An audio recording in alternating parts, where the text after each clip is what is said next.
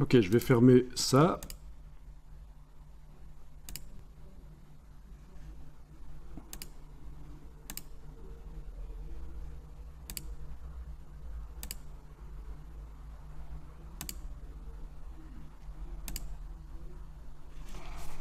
Ok.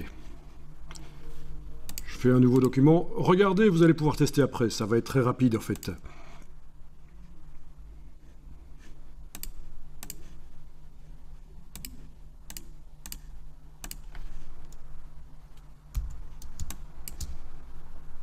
Donc. Ok.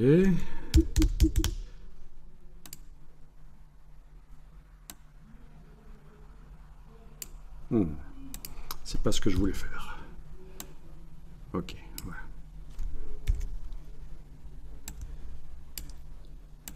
Ah, tiens, il me l'a vectorisé. Oui, je voulais redimensionner l'objet et l'outil marionnette était enclenché quand j'ai essayé de passer de marionnette à transformation manuelle, il me l'a vectorisé. Donc je vais faire un CTRL-Z plusieurs fois. Voilà, ok. Là, je vais l'agrandir.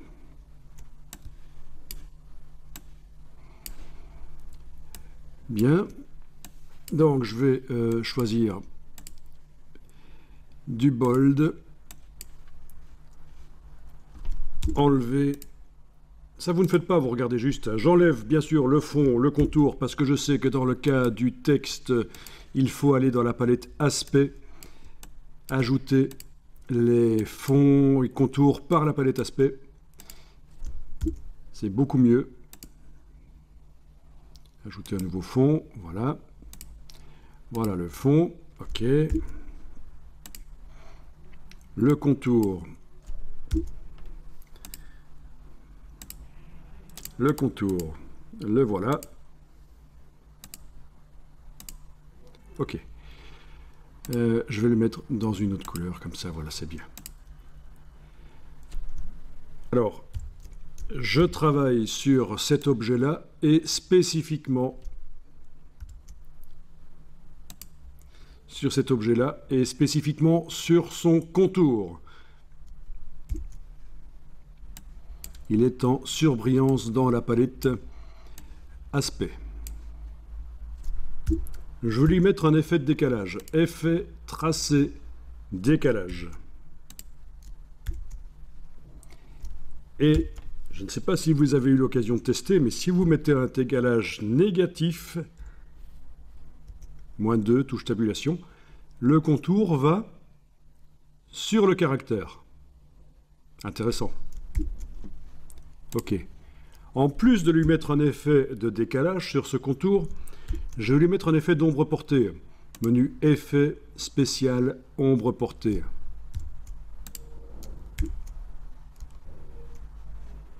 Ok, je vais quand même zoomer pour voir ce que ça donne. Voilà, vous avez comme un effet d'ombre portée le contour.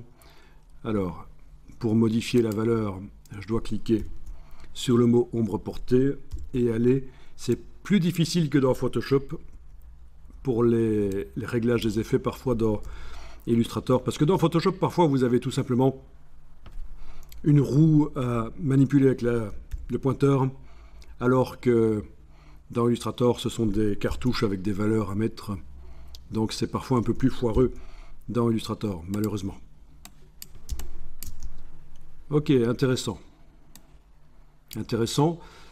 Si on veut donner un effet comme si c'était un peu en biseau avec une épaisseur, une solution, c'est de dupliquer le contour en l'amenant sur le signe plus ou sur le bloc de feuille à gauche de la corbeille.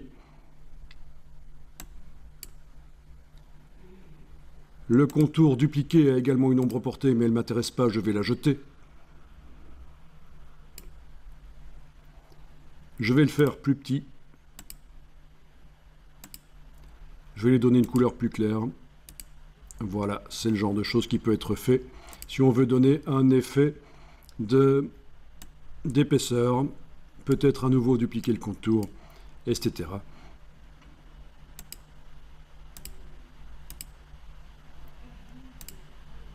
Voilà. Donc vous voyez un peu comment sont construits tous les styles graphiques que vous pouvez télécharger sur le web avec les contours multiples. Donc il y a des gens qui s'amusent à faire ça. Voilà.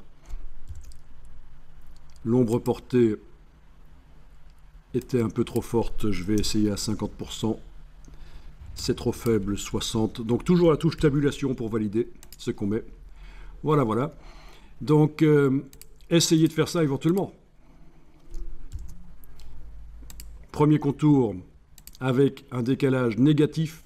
Menu effet, tracé, décalage. Donc il est négatif. Forcément le contour vient sur la forme. Une ombre portée. Deuxième contour, c'est une copie du premier avec une épaisseur moins grande, une couleur plus claire. Troisième contour, une copie à nouveau, encore une épaisseur plus faible, une couleur plus claire. Et vous obtenez rapidement ce genre de choses. Et alors sur le fond ici, il n'est pas interdit bien sûr d'aller mettre des dégradés. Pour ça, je vais juste dans la palette dégradée de couleurs. Ok. Et alors oui, attendez un petit truc qui pourrait être intéressant aussi. Voilà, donc voilà le dégradé que je vais appliquer. Donc je suis en train de travailler sur le fond là. Le fond, je suis allé dans la palette dégradé. J'ai cliqué sur le dégradé. Il a été appliqué. Avec l'outil dégradé, je peux déterminer comment je le mets. Avec la touche Shift. Ok, je peux changer la couleur. Et alors quelque chose qu'on n'a pas encore vu. D'abord, je change la couleur.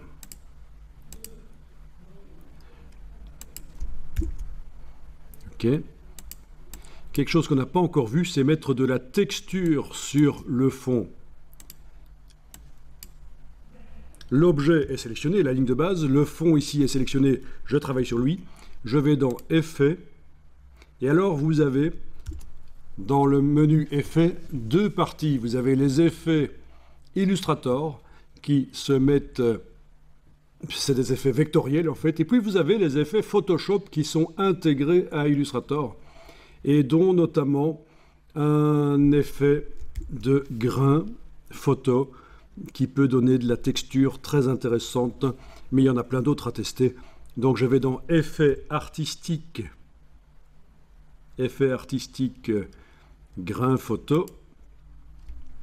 Ça ouvre une boîte pour zoomer Alt roulette, ça fonctionne, oui.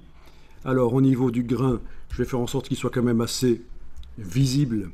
Voilà, en jouant sur le curseur grain, parce que je ne sais pas mettre du grain qui est trop discret. Voilà ce que ça va donner. Ok. Et donc, c'est quand même un peu trop fort, c'est pas grave.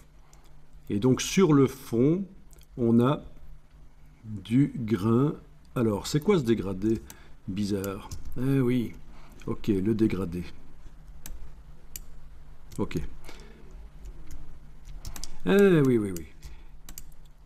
Les paramètres des effets de pixelisation. Menu Effets, paramètres des effets de pixelisation du document. Je suis à 300 pixels par pouce. Il n'a pas l'air de l'avoir réellement pris.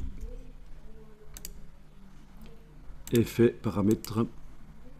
On dirait que la carte graphique a décroché à un certain moment et qu'elle ne faisait plus son rôle. Voilà. Donc voilà ce que j'obtiens. Oui, le grain est très fort. Pour le modifier, il faudrait que j'aille recliquer sur grain photo et que j'aille baisser le curseur. Mais voilà, vous voyez qu'on sait obtenir des choses très sympas dans Illustrator et qui s'éloignent du côté vectoriel parfois, grâce au grain là. Ok, essayez ce genre de choses. Je vous donne quelques minutes pour essayer. C'est pas facile. Si vous n'y arrivez pas, je comprends tout à fait. Je vous déploie ici les contours et le fond, et je vous l'affiche, je vous le garde affiché. Ah, c'est difficile de tout vous montrer sur l'écran ici. Donc, je vais enregistrer le fichier et je vais lui donner le nom texte contour sur fond. Voilà. Et puis je passe à la suite. Pour simplifier les choses, je vais fermer ce document. En créer un nouveau. Alors vous pouvez regarder et vous allez tester après. Donc voilà.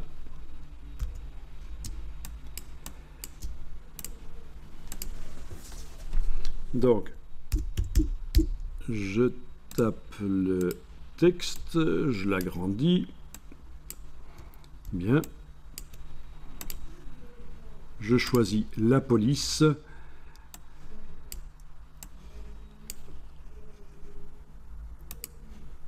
Dans le menu ici. OK. Dans la palette caractères, j'ai oublié de vérifier qu'on est en métrique, en optique, je veux dire. Voilà, en optique. OK. Par rapport à métrique, voilà la différence. Donc, optique, c'est ça. Voilà. Alors, si je veux une version plus épaisse, on peut faire ceci. En utilisant cette fois-ci, maintenant que vous connaissez les effets dynamiques, les effets modifiables, en allant dans la palette aspect, mais je ne vois pas le fond, bien sûr, parce qu'en fait, la couleur qui est là, je dois l'enlever. C'est du texte, c'est particulier. Pas de couleur de fond, pas de couleur de contour. Puis par la palette aspect, je vais ajouter un nouveau fond. Donc ceci, c'est une nouvelle manière de gérer les fonds et les contours. Et dans le bas de la palette des outils, vous avez une ancienne manière. En tout cas, surtout quand on travaille avec du texte. C'est pour ça que la couleur, il faut la mettre par la palette aspect, même si une fois qu'on l'a mise par la palette aspect, elle apparaît dans la palette des outils. Donc c'est vraiment quelque chose de bizarre, mais c'est comme ça. En mettant un effet de décalage, mais cette fois-ci pas sur le contour. Jusqu'à présent, on a mis les décalages seulement sur les contours. Mais sur le fond de cet objet, qui est spécifiquement sélectionné ici, le fond de cet objet sélectionné, eh bien, je vais pouvoir épaissir. Donc, je vais pouvoir faire effet, tracer, décalage. Et là, vous allez obtenir un décalage comme vous voulez. 2 mm par exemple, ou 1 mm. En cochant et en décochant la case aperçue, on va voir avec et sans. Il ne veut pas. OK. Je clique sur OK. Voilà. Une fois que j'ai cliqué sur OK, en cochant et décochant l'œil en phase de décalage, là on voit avant et après. Et vous pouvez épaissir comme ça, faire du faux gras. OK. Mais alors, je vais jeter ça. D'abord, je vais enregistrer ça sous un nom, parce que ça vous n'allez pas le faire, c'est trop simple. Texte, donc c'est le faux gras par effet décalage sur le fond.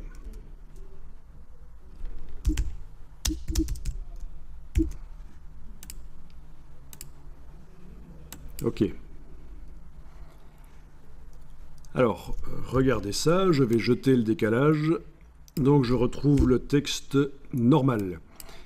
Je vais lui mettre un contour avec une certaine épaisseur. Voilà. Ce contour va être décalé par rapport au texte.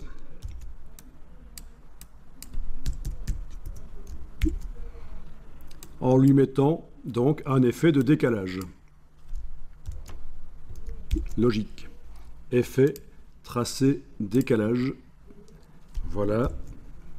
Et je choisis la valeur de décalage. Voilà.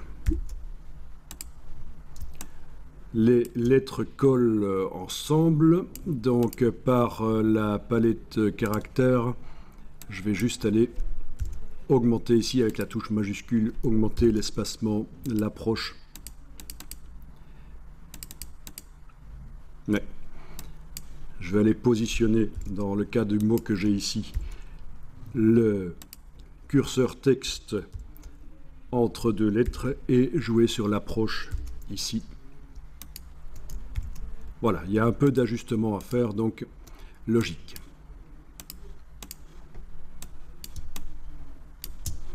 Bien, c'est sympa ça. On verrait bien ça sur un t-shirt. À propos des t-shirts, il faut que je vous explique quelque chose d'intéressant après au niveau commercial. Vous êtes sans doute déjà au courant, vous avez déjà peut-être compris comment les choses fonctionnent, mais malgré tout, je vous l'expliquerai après, notamment sur les t-shirts. Donc si je crée une forme derrière cet objet, bien sûr, entre le contour et le fond, ça va être, entre le contour et le fond, waouh, ça va être du vide. D'abord, je crée l'objet ici, voilà. Objet, disposition, arrière-plan, voilà. Bon, ben, tout le monde voit clairement que c'est du vide entre le contour et le fond des caractères. Bon, ben, c'est très simple. Si je veux, et vous avez sans doute déjà compris, mais je dois quand même montrer parce que c'est avec des exemples qu'on comprend. Je sélectionne donc le texte, la ligne de base avec la flèche noire, voilà. Je vais prendre le fond, le dupliquer. J'obtiens un deuxième fond. Le fond d'en dessous, je vais le mettre, par exemple, en blanc.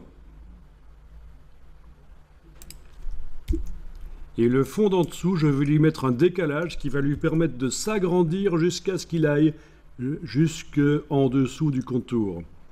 Un décalage. Donc, je travaille sur l'objet, je travaille sur le fond d'en dessous qui est passé en blanc et qui actuellement n'est pas visible, il est sous le fond noir. Mais il va déborder bientôt.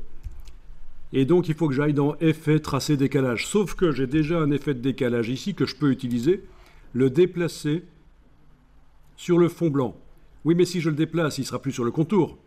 Sauf si j'enfonce la touche Alt pendant que je le déplace. Voilà, j'enfonce la touche Alt, je le prends là. Et en fait, c'est une copie que je vais mettre là. Il est toujours là. Du coup, j'ai un décalage sur le fond. Et c'est rempli par du blanc. Et en plus, le décalage est d'office bon. Parce qu'il est issu du contour. Donc ça, c'est le décalage sur le fond blanc qui remplit.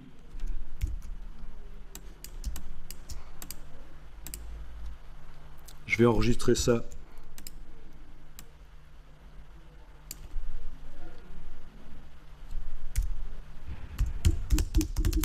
C'est donc un décalage sur fond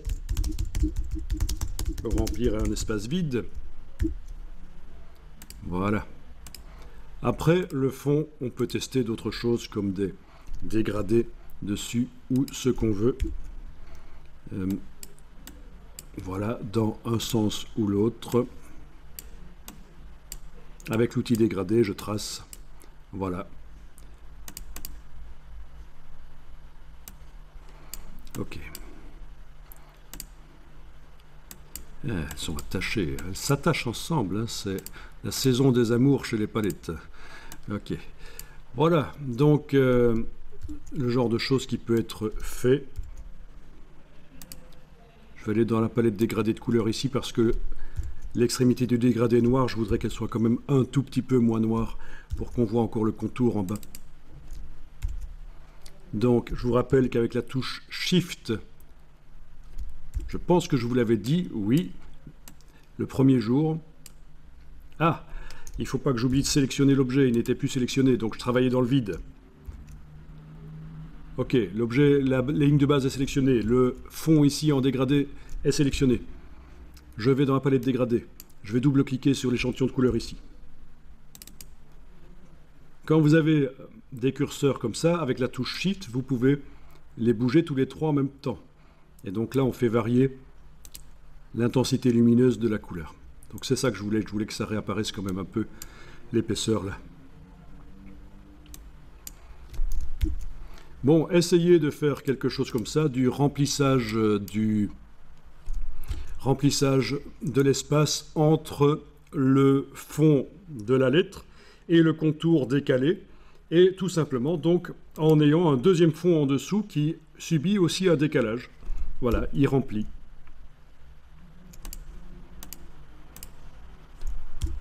Allez-y, je vous laisse tester.